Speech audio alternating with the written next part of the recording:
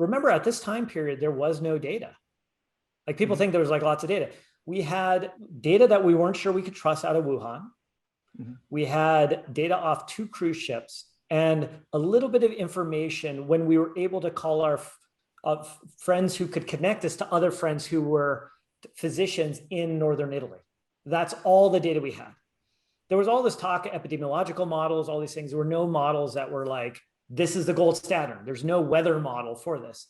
And so we were able, luckily enough, to have, and this story actually, interestingly enough, is being super detailed by Michael Lewis in his book that's released today. And we had this amazing woman, Charity Dean, who was working on things. We had another guy, Adam Reedhead, who is another public health official, and Amy Tong, who's running information technology for the state of California. Is amazing human. These are people we should be grateful for. And what they kind of were putting together was like, well, what's the model? And we found that one of the models, everyone was looking at the models for all of a state. So the model for Delaware is the same as the model for California. That doesn't make sense. And that doesn't help us think about how to think about LA, San Francisco versus Alpine County or or Tahoe area. And so we needed a more sophisticated one. Luckily, there was a research scientist named Justin Lessiter out of Johns Hopkins who had a pretty sophisticated model. And this model, this is a model of what? Like, what are you modeling? Yeah. So this is modeling, it's basically a set of differential equations. And it says basically you start with a population, you sort of sprinkle some base conditions of those that are infected. They, at some percentage, get other people to be, infected, symptomatic, asymptomatic ratios. Some portion of them will die. Some portion of them will survive. And then that's it. Like, it's super simple. Now, you need other things in there. Like, well, what about people who commute between the Bay Area and LA? What about different age demographics? What about closing schools? What will that do? And so they had started to build more and more sophistication in the model. And so you could run an ensemble, many, many scenarios. The only problem is this was a research thing. So it's running under somebody's desk.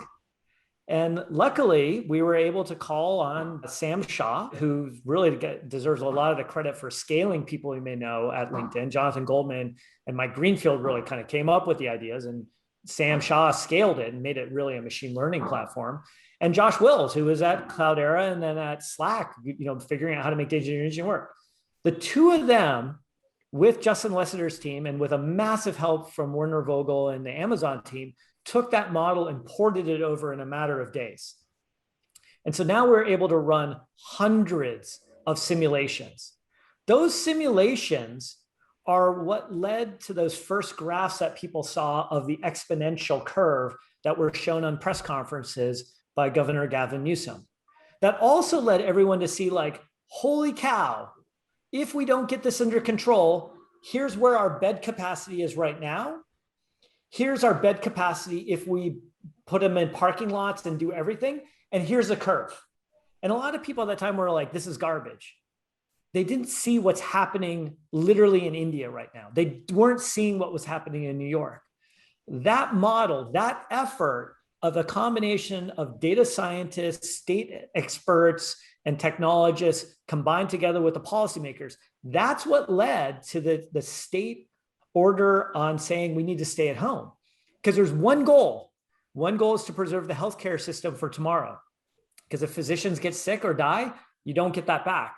That model, those efforts with Governor Newsom and him, is what allowed other states to realize that they need to take action as well. And that's what led us to the follow-on orders and actually being able to make sure that we didn't have happen what we saw in New York happen in San Francisco or in LA, even though LA was still hammered. From those efforts, and there was so much more data that we started to realize that was just one part, because then it was like, hey, how do we help policymakers with richer, deeper understanding of ideas? And we had to bring data in and draw the insights. And luckily for me, one of those people who answered the call on the first ring was Roger. And Roger said, I'd be happy to volunteer. And because we were all volunteers, no one was paid. This is all volunteer all the time. And we were all just trying to do our best. And Roger, you should take over because you led the next portion. Yeah, so one of the interesting things that happened is what came out of that model was a need to look at mobility data. And so we started getting a lot of data about how people are moving around. And we noticed like some things about that ended up leading, and I think this is what's so interesting about it, is the data led to thinking a lot about ethnography. It ended up being behavior that mattered, and then turning that behavior into something we could do. So I'll just give one kind of quick example. In the spring in Los Angeles, there is a bioluminescent event. So these algae glow and people want to go to the beach to look at them. And the people brought this up and we're like, well, what are we going to do about it? It's like, we got to keep people off the beaches. We got to keep people off the beaches. And it's like, at that time, so this was April, I think like late April, early May.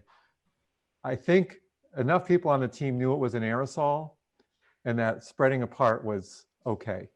You know, so I mean, but this is my remembering it. It might have not been as clear as it seems now. Now we know for sure it's an aerosol, but that's how I remember it. And one of the things we did is like, no, we're not going to be able to keep people off the beaches. Let's keep people safe on the beaches. So here's what we had. We knew that people were moving around a little bit. And I think at that time there was a little like upward movement. And so we kind of like, told people in Los Angeles that what you need to do is, maybe have some people to keep people spread apart and stuff. And of course, there weren't going to be as many people anyway as doing that. And then we started doing stuff like preparing for Thanksgiving in August. What do you tell people? The harvest was a big, the real boost in California's rates came because of the harvest, which was like a perfect equation for how you're going to get infections in a community. And I don't know if you remember, I think Imperial County at one time had the highest rates in the world. And it was totally because of the harvest. So what we ended up doing is using data to try to communicate to the people in the state and to think about kind of behavior things that then we would maybe build new, and they really weren't models, they were really just kind of studies about what we could do or what was happening that we could intervene better. And so we started going from where everything was kind of statewide at first to talking about rural versus urban, because there's very different things going on depending on the kind of density and characteristics. And trying to also learn things like the Bay Area did better than the rest of the state. And I think the trivial reasons why really ended up not being the reasons why. The trivial reason was people could remote work easier and an educated population.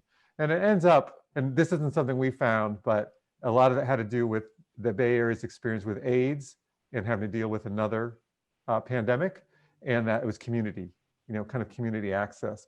So as we started seeing mobility data showing more movement, we brought in someone from New Haven who had done some like really interesting work around how do you deal with that community part.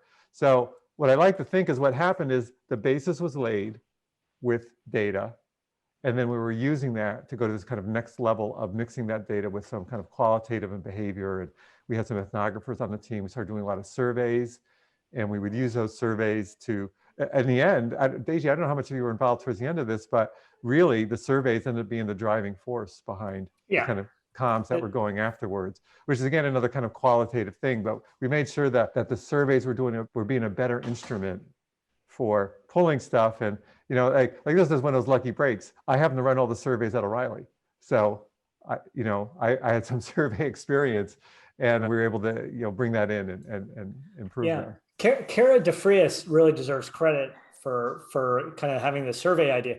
What she did is she basically convinced the state to basically put just as an open-ended kind of set of questions on one of the highly trafficked web pages. And it just sort of sampled, and it was just a way of getting feedback. But the problem is it's very hard to get a feedback on a state the size of California, just given the disparity. And so one of the things that was prepared every night at that point was basically a briefing book for the governor and the key staff. And it had charts and graphs and all sorts of really important key insights, but also it had snippets of key things that we heard from the real population, real stories. And so these weren't data points anymore. They were people. They had names, they had ages, they had stories. And you read those things and you could feel the fear, you could feel the pain. And so no longer could you just be like, well, it's an uptick. We'll see what happens. No, that uptick destroyed a family. Mhm. Like, oh, it's just a harvest. No, we're about to destroy a community. What are we going to do about it? And so it changes the whole narrative and approach you take from just being a data science thing and, you know, sort of thinking about this in this abstract and playing with graphs to, if we do not act right now with immediate sense of urgency, somebody will die. It's not an if, someone will die. And our actions directly help the shift in balance of who that is. And how do we make sure that they get the best shot at surviving?